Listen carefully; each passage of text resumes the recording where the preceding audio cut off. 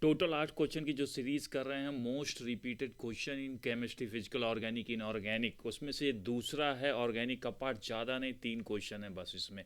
फटाफट देख लो आप। फिजिकल वाले में हमने बताया था कैसे लिखना, क्या लिखना, कीवर्ड को हाईलाइट करना ज़रूरी है, आंसर करेक्ट हो, कंप्लीट हो, और दिखाओ मास्टर को आपने क्या क्या लिखा। कीवर्ड दिखाना ज़रूरी है और कंप्लीट होना भी ज़रूरी है। करेक्ट आंसर 5 में 5 नहीं लाना गारंटी है। ठीक है, सो स्टार्ट करते हैं। पहला क्वेश्चन है, ऑर्गेनिक में मैकेनिज्म सबसे इंपॉर्टेंट है। मैकेनिज्म, उसमें से एक जो मैकेनिज्म बार बार इनडायरेक्टली डायरेक्टली इससे रिलेटेड आता है वो ये है, nucleophilic addition on carbonyl compound. Carbonyl compound क्या है भाई? एल्डिहाइड और कीटोन। कार्बोक्सिलिक एसिड में भी कार्बोनिल ग्रुप होता है बट इम्प्योर होता है, उसका बिहेवियर थोड़ा अलग होता है।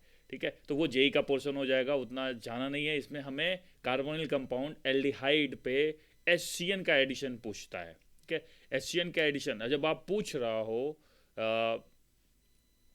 रिएक्शन, तो आप देखो जब ये पूछ रहा हो तो क्या आपको लिखना ज़रूरी है मैकेनिज्म में। स्टेप्स याद कर लो, कम से कम 3 स्टेप्स होंगे अगर इंटरमीडिएट है।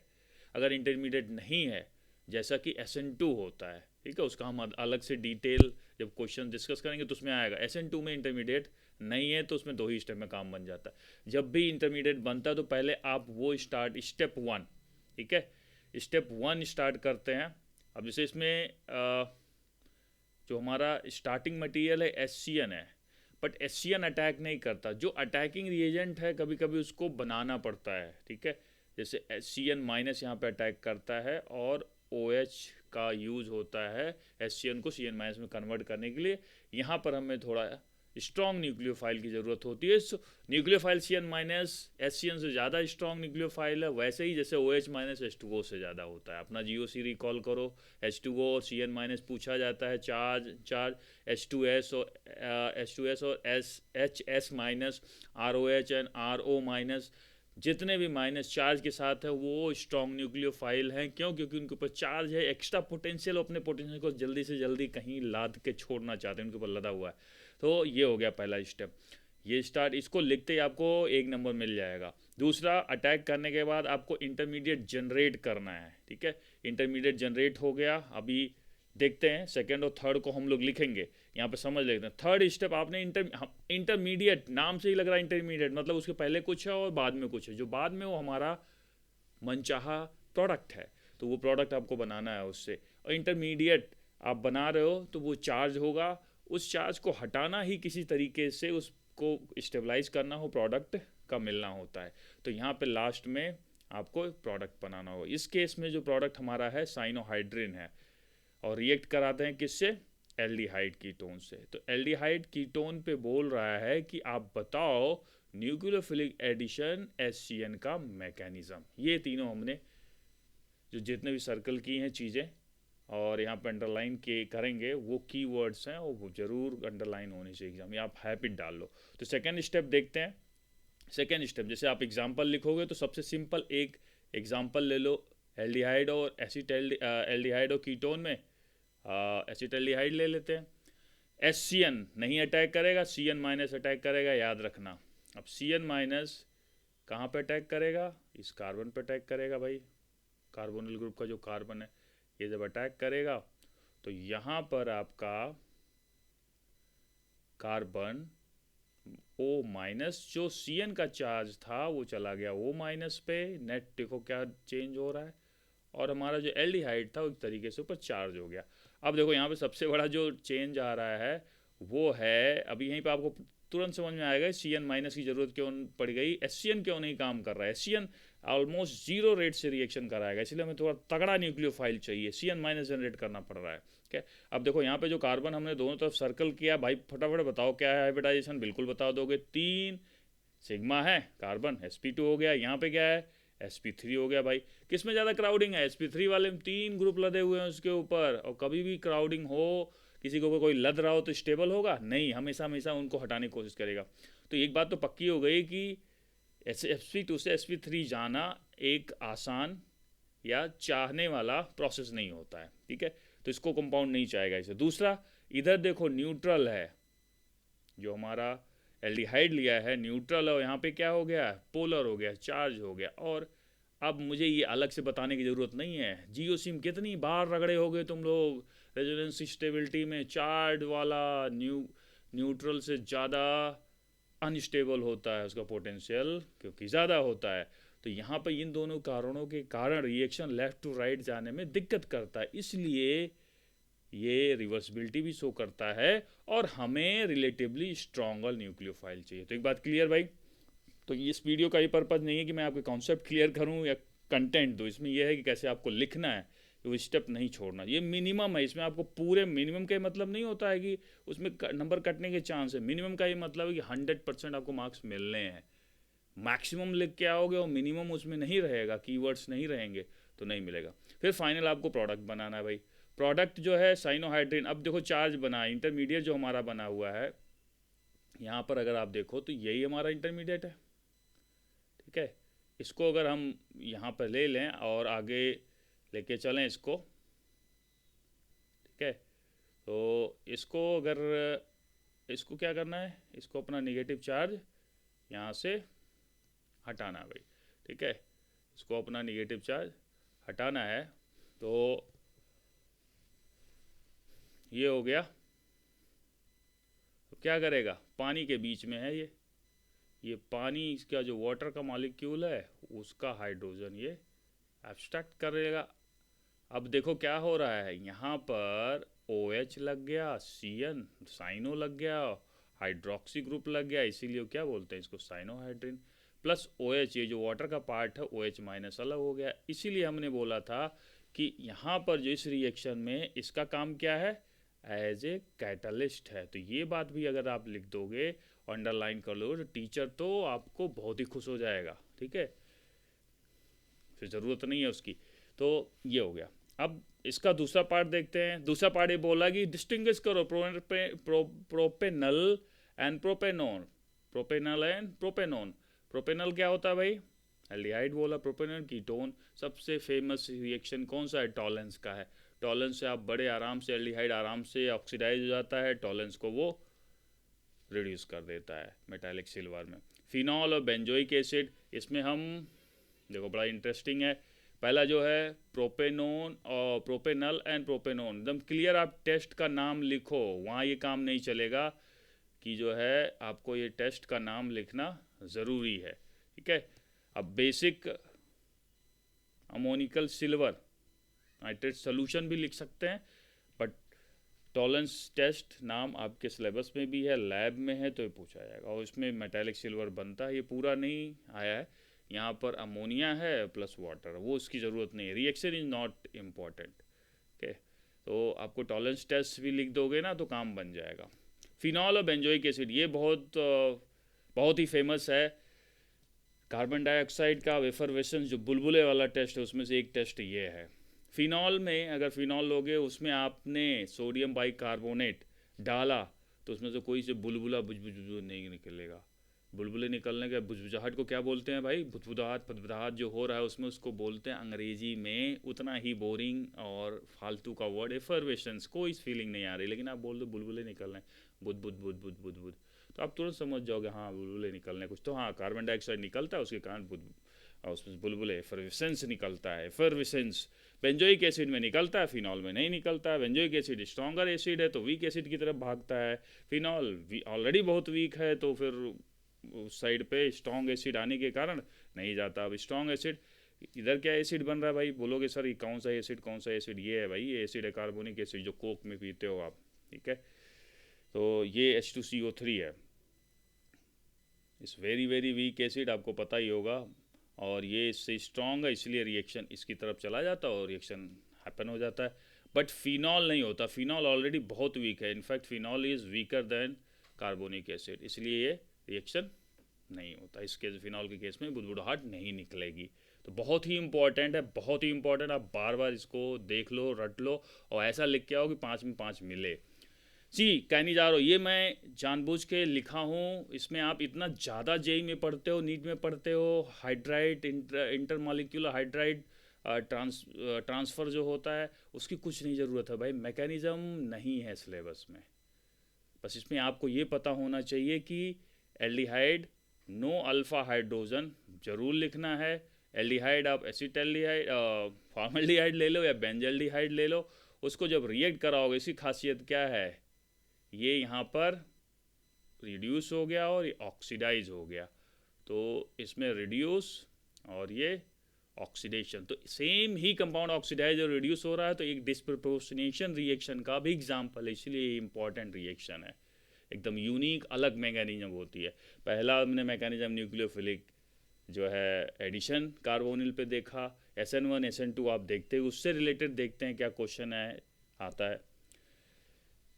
नेक्स्ट देखो, एनिलीन के क्वेश्चन लैब टेस्ट से आते हैं जो कि आपके 5 मार्क्स में नहीं होंगे, याद रखना आप। एनिलीन से अगर आएगा तो छोटे छोटे इस तरह से एनिलीन की एसिडी उसकी बेसिक स्ट्रेंथ से रिलेटेड आएगा, बॉइलिंग पॉइंट से आएगा। तीसरा एक जो सबसे फेमस उसका मैकेनिज्म, कुछ ही मैकेनिज्म बड़े अच्छे और डिटेल में दिए हुए हैं एनसीईआरटी में, गैब्रियल थैलामाइन सिंथेसिस, इसीलिए ये बहुत ही इंपॉर्टेंट है मैकेनिज्म के लिए। एक बार आप एनसीईआरटी से इसको देख लें और इसमें मैं बताता हूँ क्या क्या लिखना पड़ेगा। Aniline is a weaker base than ammonia, ये अलग से बताने की ज़रूरत नहीं है अभी। और बॉइलिंग पॉइंट की बात कर रहा है कि tertiary amine is lower boiling point than primary amine. तो एनिलीन जैसे हम जानते हैं बेसिक स्ट्रेंथ किसके कारण होती है, जब आप बेसिक स्ट्रेंथ लिख रहे हो ना तो उसका लोन पेयर ही लुईस बेस होता है, तो लोन पेयर काम करता है बेस की तरह। अगर लोन पेयर वो अवेलेबल नहीं है, कहीं और इंगेज है, कहीं और लगा हुआ अपने मालिक्यूल के अंदर ही, तो बाहर के साथ इंटरेक्ट करेगा। एनिलीन के साथ यही होता है। अब एनिलीन का जो आपका लोन पेयर होता है बच्चे, लोन पेयर ठीक है, वो क्या होता है, ये रिंग के साथ इंगेज होता है, इसलिए अवेलेबल नहीं होता। इसी को क्या बोलते हैं, रेजोनेंस है, और इसके कारण ये डीलोकलाइज होता है। तो डीलोकलाइज इलेक्ट्रॉन हमेशा is less basic than localised one, जहाँ पे रेजोनेंस नहीं है।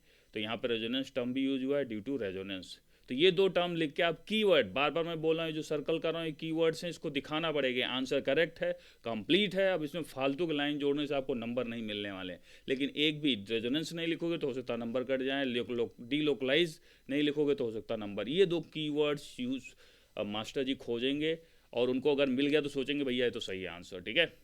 बॉइलिंग पॉइंट में यहाँ पर किसके कारण कम होता है, जैसे जैसे आप हाइड्रोजन को रिप्लेस करते जाते हो 1 डिग्री से 2 डिग्री, 2 डिग्री से 3 डिग्री, तो टर्शियरी में हाइड्रोजन एकदम खाई गए, तो हाइड्रोजन बॉन्ड कहाँ से बनेगा, तो किस तरह का इंटर मालिक्यूलर हाइड्रोजन बॉन्डिंग, एक मालिक्यूल दूसरे मालिक्यूल से जकड़ा हुआ था, इसलिए उसका बॉइलिंग पॉइंट ज़्यादा था प्राइमरी अमीन में। और टर्शरी अमाइन में एक मालिक्यूल दूसरे मालिक्यूल से, एक टर्शरी अमाइन दूसरे टर्शरी अमाइन से हाइड्रोजन बॉन्ड के थ्रू जकड़ा नहीं है, कि रिलेटिवली फ्री है, तो उसका निकलना बहुत आसान है, इसीलिए उसका बॉइलिंग पॉइंट कम होता है। गैब्रियल थैलामाइड में आपको क्या क्या लिखना है भैया, फार्मूला देखो, डायग्राम सारे लिखने हैं, क्योंकि ये एनसीईआरटी में बड़े अच्छे से और डिटेल में दिया हुआ है। थैलीमाइड क्या इमाइड है, अमाइड इमाइड, जब नाइट्रोजन के साथ एक हाइड्रोजन हो दो, इस तरह से, ठीक है। ये हो गया हमारा थैलीमाइड। इसको क्या करते हैं भाई, बेस से रिएक्ट कराते हैं। तो पहला हमने बोला था मैकेनिज्म लिखते हो KOH। अब KOH इसमें ये वाला जो हाइड्रोजन है ना एसिडिक होता है, तो वो सॉल्ट न्यूट्रलाइज हो जाएगा, और ये K+N- यहाँ का आपका कॉन्जुगेट एसिड था, कॉन्जुगेट बेस निकाल लिया। अब न्यूक्लियोफाइल की तरह ये काम करेगा। अब हमारा काम क्या है, जो एल्काइल ग्रुप हमें प्राइमरी एलिफेटिक एमीन बनाया जाता है, इससे प्योर फॉर्म में लगाना है आर, जिस आर को प्राइमरी अमीन एन के साथ, उसी का हलाइल ले लेंगे, ठीक है। तो RBr ब्रोमो एल्काइल, ठीक है, जैसे CH3Br ब्रोमोमीथेन हो जाएगा, तो ब्रोमो एल्केन यहाँ पे यूज़ होगा। और फिर ये इसके साथ इस तरह रिएक्ट करके न्यूक्लियोफिलिक अटैक करके Br को निकाल देगा, और Br यहाँ पर आ जाएगा। Br आ गया तो अब Br बाहर निकाल के R आ जाएगा, इनफैक्ट यहाँ पे अब R आ गया, इसको हाइड्रोलाइज कर लो। हाइड्रोलाइज करने से क्या होता है, हमारा जो एसिड है वो वापस मिल जाता है, वापस मिल गया एसिड। भाई कौन सा एसिड है, थैलिक एसिड, और उसका सॉल्ट है, सॉल्ट, और प्लस हमारा कंपाउंड मिल गया डिजायर्ड प्राइमरी अमीन, ये हमारा डिजायर्ड कंपाउंड है। और ये जो है यहाँ को, इसीलिए ये बड़ा ही इंपॉर्टेंट रिएक्शन तो प्योर फॉर्म में मिलता है। प्राइमरी अमीन को बनाना बड़ा डिफ़िकल्ट होता है, ये एक ऐसा वरदान है जिसे प्राइमरी अमीन बहुत प्योर फॉर्म में बना सकते हो। और इसमें एक जो सबसे महंगा रिएजेंट है वो रिसाइकल हो जाता है, ठीक है। तो इसलिए आप ये लिखना जरूरी, रिसाइकल लिख दो। और यहाँ पे प्योर, अब देखो कोई भी केमिकल प्रोसेस होता है, ठीक है, उसको रॉ मटेरियल की प्रोसेसिंग होती है, उसकी क्लीनिंग होती है, वहाँ पे जितना ज़्यादा बढ़िया मिलेगी प्योरिटी मिलेगी रॉ मटेरियल में, उतना कॉस्ट कम होगा। दूसरा, कॉस्ट कम वहाँ पे उतना नहीं, प्रोसेस छोटा हो जाएगा, क्योंकि अगर रॉ मटेरियल गंदा है तो हम सस्ते में खरीदेंगे, वो उतना मैटर नहीं करता है इकोनॉमिक पॉइंट ऑफ व्यू से। प्रोसेस मैटर करता है, प्रोसेस में आपने बनाया और पहले से प्योर बन गया, प्योर नहीं बना तो एक रिफाइनरी लगाना पड़ता है, रिफाइनिंग बहुत ज़्यादा कॉस्ट डाल देता है, ठीक है। दूसरा, रॉ मटेरियल जो कंज्यूम हो रहा है ना, उसमें से कोई महंगा है तो वो ऑटोमेटिकली ट्रांसलेट हो जाएगा हायर प्रोडक्ट कॉस्ट पे, बहुत महंगा आएगा प्रोडक्ट हमारा। अब यहाँ पे ये थैलेमाइड जो है सिंपल एसिड तो है नहीं, तो ये महंगा होता है बट रिसाइकल हो जाता है। तो इसमें नेट देखोगे बच्चे तो आर जो हमारा एल्काइल हैलाइड है और बेस, ये हमारा मेजर कंजम्पशन हो रहा है, ठीक है, उसके बेसिस पे। नेक्स्ट देखते हैं भाई, नेक्स्ट क्या है। नेक्स्ट देखो SN1 SN2 मैंने बोला था ना फटाक से आ गया। तो सबसे पहले एक क्वेश्चन पूछा हुआ है कि जो हैलोएरीन होता है they are extremely less reactive, उसका रीज़न जो है आप जब लिखोगे तो पहला रेजोनेंस इफेक्ट और हाइब्रिडाइजेशन, इस तरह से लिखना। रेजोनेंस इफेक्ट के कारण जो, देखो फटाफट यहाँ पे चिपका देते हैं, हैलोएरीन मीन्स रिंग, बेंजीन रिंग से डायरेक्टली हैलोजन जुड़ा हुआ है, ठीक है। एलिफेटिक अमीन क्या होता है, एल्केन है, उसके कार्बन से डायरेक्टली Br जुड़ा हुआ है। तो इसको देखते हैं यहाँ पे, ये देखो इसका लोन पेयर इसके साथ एंगेज्ड है अंदर, इसके कारण क्या होगा, यहाँ पर ये जो है पार्शियल डबल बॉन्ड, इसी की चीज़ को लिखा हुआ है यहाँ पे। तो अगर इसको नहीं लिखोगे, ये किसके कारण बनता है क्या है वो लिखते जाओगे, कहानी कोई फ़ायदा नहीं। Partial double bond, double bond single bond की जगह डबल बॉन्ड हो गया, डबल बॉन्ड की बॉन्ड एनर्जी ज़्यादा होती है तो उसको तोड़ना मुश्किल हो जाएगा। और एल्काइल हैलाइड का जो सबसे पहचान वाली रिएक्शन है उसमें Br को निकाल देना, Cl को निकाल देना, यही निकलना ही उनकी रिएक्टिविटी होती है। तो यही गड़बड़ कर दे रहा है, तो फिर उसकी रिएक्टिविटी कम हो जाएगी। क्या दूसरा जो sp2 कार्बन और sp3, ये sp2 कार्बन और sp3, इसमें देखो अगर हम इसको ले लेते हैं, ठीक है, तो अभी आप बताओगे खुद फटाफट, हाँ सर ये वाला जो कार्बन है वो sp2 है और ये वाला कार्बन आपका sp3 है। तो बॉन्ड लेंथ किसका ज़्यादा होता है, sp3 वाले का बॉन्ड लेंथ ज़्यादा, तो बॉन्ड एनर्जी कम। बॉन्ड एनर्जी कम मतलब आसानी से टूट सकता है, दूसरा वाला आसानी से टूटेगा, पहला जो ऊपर लिखा है मैंने वो मुश्किल से टूटेगा। नेक्स्ट S1 और S2 मैकेनिज्म कंपैरिजन। अब देखो यहाँ मैकेनिज्म कंपैरिजन दिया हुआ, इसलिए पूछा हुआ है क्योंकि दोनों ही सबसे ज़्यादा कन्फ्यूजिंग है, ठीक है। Let's be honest, let's be honest, ये सबके साथ होता है। SN1 SN2 को अलग अलग समझना बहुत आसान है, लेकिन जब मिक्स करके दिया जाता है ना तो सबकी फट जाती है। अगर कोई बोला नहीं भाई मेरे को एकदम बिल्कुल 100% क्रिस्टल क्लियर है, नहीं, मैं ऐसा कंपाउंड बना सकता हूँ। आप 2 कार्बन को ले आओगे, 3 को बोलोगे स्टेरिक हिंड्रेंस ज़्यादा उसके साथ रिएक्ट कर रहा है, मैं टेम्परेचर चेंज कर दूँ, सॉल्वेंट चेंज कर दूँ, तो आई मीन इसको मास्टर करने के लिए बहुत ज़्यादा प्रैक्टिस करनी पड़ती है और ढेर सारे प्रैक्टिकल एग्जाम्पल करने होते हैं। तो SN1 SN2 का कंपैरिजन आप देख रहे हो तो सबसे पहला तो यही है कि आपका सिंगल स्टेप और डबल, ये चीज़ें जितने जितने मैं सर्कल कर रहा हूँ ये लिखना ही आपको जो मेन है। ये पूछा नहीं कि 2 पॉइंट लिखो या 3 पॉइंट लिखो, क्योंकि कोई बंदा अगर सारे मेन पॉइंट जिसके बिना जो कीवर्ड्स के डिफरेंस है उसको लिख दिया तो उसको ज़्यादा नंबर मिलेंगे। इंटरमीडिएट होता है इसमें, कार्बो का 2 स्टेप सिंगल स्टेप, फिर कैसा होता है कार्बोकेटायन इंटरमीडिएट बनता है SN1 में और इसमें ट्रांजिशन स्टेट बनता है, कोई इंटरमीडिएट नहीं होता SN2 में। दूसरा SN2 में वॉल्डन इन्वर्जन मतलब स्टीरियोकेमिस्टिक बात कर रहा है, जो कार्बन कायरल कार्बन अगर होगा तो उस कायरल कार्बन पे इन्वर्ट हो जाएगा तीनों ग्रुप। कोई कार्बन है अगर इधर 3 लगा हुआ है एक इधर लगा हुआ है तो ये 3 इधर हो जाएगा और इधर, इस तरह से हो जाएगा, इन्वर्ट हो जाएगा। दूसरा पहले में देखो ये चीज़ पहले में नहीं लिखा है, पहले में सॉल्वेंट की बात की है, ठीक है। सॉल्वेंट क्यों सॉल्वेंट, आप SN2 में सॉल्वेंट की बात मत करना, कर रहे हो तो फालतू का टाइम वेस्ट कर रहे हो। SN2 में सॉल्वेंट का रोल हावी नहीं होता है क्योंकि इंटरमीडिएट है ही नहीं। इंटरमीडिएट का रोल SN2 में बहुत होता है और पोलर प्रोटिक सॉल्वेंट उसको सपोर्ट करता है। फिर नेक्स्ट पॉइंट हमारा जो है उसमें यह है कि भाई स्टेरिक फैक्टर, स्टेरिक जैसे जैसे क्राउडिंग ज़्यादा बनाते जाओगे SN बन जाएगा। इंटरमीडिएट बन रहा है, कार्बोकेटायन बन रहा है, तो जो ज़्यादा सब्स्टिट्यूटेड कार्बोकेटायन होगा ज़्यादा स्टेबल होगा, कम सब्स्टिट्यूटेड होगा स्टेरिक हिंड्रेंस कम होगा, दूसरे अटैक करने में आसानी रहेगी। ये प्राइमरी हाइलाइट। तो ये जो हमने सर्कल किए हैं ना 4 ये लिखना ज़रूरी है। आप तो आप देखो RX हो गया, फिर इधर आपका बेस या न्यूक्लियोफाइल हो गया और सॉल्वेंट हो गया, फिर आपका प्रोडक्ट हो गया। तो इसकी चर्चा कर ली हमने, कैसे आप लिखोगे इसकी चर्चा कर ली। टर्शियरी हो तो क्या होगा, प्राइमरी कौन फेवर करेगा, ठीक है। सॉल्वेंट की चर्चा कर ली हमने, किस में करोगे आप, पोलर में। फिर यहीं पर आपने इंटरमीडिएट और इसकी चर्चा की, सिंगल स्टेप है, सेकेंड ये हो गया। और इसमें जो है इन्वर्जन प्रोडक्ट में क्या कुछ स्पेसिफिक चेंज आता है, हाँ इसमें आता है, ये कर लिया हमने। तो ये चीज़ें हैं हमारे पास डिस्कस करने के लिए, ठीक है। तो देखते हैं और कुछ बचा है कि हो गया। तो बस इसको बार बार आप देख लो, इसी में से आ जाएगा। नहीं भी आएगा तो इससे रिलेटेड थोड़ा आएगा। SN1 SN2 इंक्लूड कर दिया हमने, ध्यान देना। कैनिजारो कर लिया, थैलीमाइड सिंथेसिस कर लिया और कार्बोनिल भी कर लिया, ठीक है।